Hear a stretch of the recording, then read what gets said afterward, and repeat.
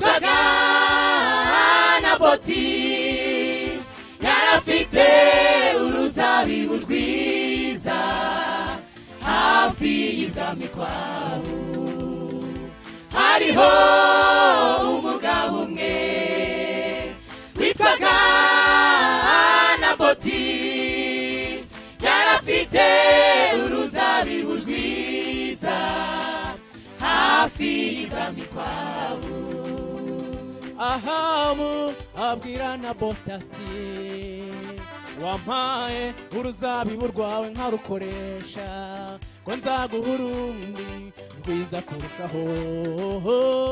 Naboti aramuhakanira ati biragatsindwa n'Uwiteka kuguha gakondo narazwe n'abasogokuruza. Umwami Ahabu abwira Naboti ati wampaye uruzabibu rwawe nkarukoresha ko nzaguha urundi rwiza kurushaho.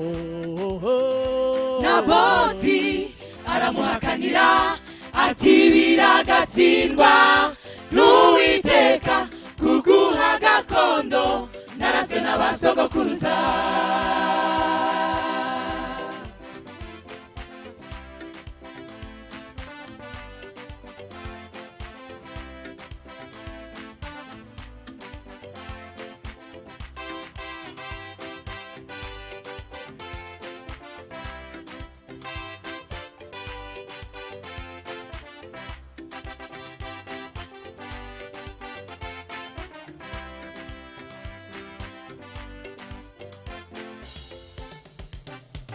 Ahabu atahana agahinda kubw'ijambo Naboti yaramubwiye, nuko aryama ku gisasiro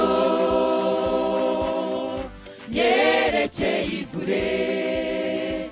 Ahabu atahana agahinda kubw'ijambo Naboti yaramubwiye, nuko aryama ku gisasiro yerekeye ivure.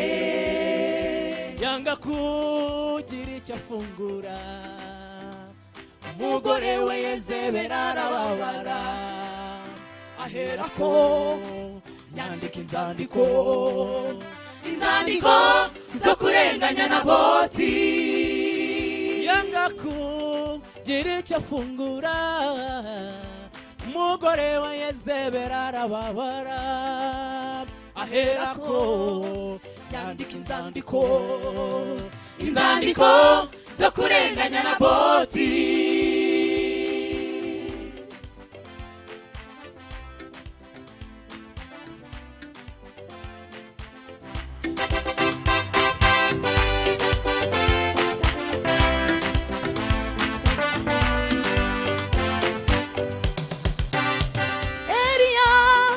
Arahaguruka atumwa n'Uwiteka kwa Ahabu, abwira Ahabu ati